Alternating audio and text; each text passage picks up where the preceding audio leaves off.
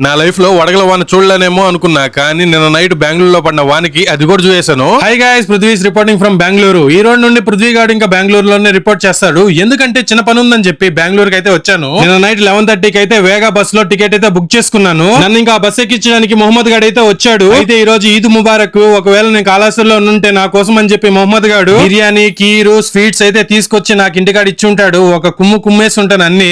ఏం చేయలేం కదా, బెంగళూరులో వర్క్ పడడం వల్ల ఈ వేగా బస్ అయితే ఎక్కాను. ఈ బస్సు చూడడానికి ఎలా ఉందంటే పైన బటారం లోపల లటారం లాగుంది. ఎందుకంటే బయట చూస్తే ఏమో సూపర్ గా ఉంది. లోపలికి వెళ్ళి పడుకుందాం అనుకున్నాను. నా సీట్ కార్డ్ మొత్తం ప్యాచ్ వర్కే. చలి పెడుతుందని చెప్పి ఏసీ పైన ఏసీ ఆగింది, కానీ చలేస్తుంది. ఏమైందా అని చూస్తే మీరు గమనించారంటే ఎంసీలతో కవర్ చేస్తున్నాడు. అక్కడ కొన్ని బొక్కలు ఉంటే ఆ బొక్కల నుంచి చల్లగాలి కొడతా ఉంది. ఇక దేవుడి మీద భారం వేసి గట్టిగా కళ్ళు మూసుకొని పడుకునేసానా. ఇంకా మార్నింగ్ 6 కలాగా నా స్టాప్ సిల్క్ బోర్డ్ దగ్గర అయితే దింపేసింది. చూస్తున్నారు కదా బయట ఎట్టుంది, సూపర్ గా ఉంది కదా. లోపల ఎలా ఉంది ఈ బస్సు. ఈ సిల్క్ బోర్డ్ స్టాప్ నుండి మా పీజీకి 1.5 కిలోమీటర్ అయితే వస్తుంది. మార్నింగ్ పూట నడిస్తే బాగుంటుందని చెప్పి నా ట్రాలీని ఈదులంబడి లాక్కుంటూ నా పీజీ దగ్గరికి అయితే వచ్చేసాను. ఈ పీజీ పేరు వచ్చి బ్రహ్మయ్య పీజీ. ఈ పీజీ కింద ఒక టీ షాప్ ఉంటుంది. ఇక్కడ టీ తాగితే సూపర్ గా ఉంటుంది. టీ తాగేసి పైకి అయితే వచ్చాను. రూమ్ లోకి రాగానే ఫుల్ గా రెస్ట్ అయితే తీసుకున్నాను. 7 కలాగా నైట్ నా రూమ్ కున్న కిటికీల్ని రాయలతో కొట్టినట్టు సౌండ్ వస్తుంది. ఏందా అని చెప్పి బయటకు వెళ్ళి చూస్తే ఫుల్ వాన. దాంట్లో నుండి ఈ వడగలు కూడా పడ్డాయి. నా లైఫ్ లోనే నేను చూడలేనేమో అనుకున్న ఈ వడగల వాన అయితే ఈ రోజు చూసేసాను. అయితే ఇంకేమి ఈ వీడియో ఎలా అనిపించిందో కామెంట్ సెక్షన్ లో చెప్పి ఇలాంటి వీడియో కోసం ఫాలో సబ్స్క్రైబ్ చేసుకో.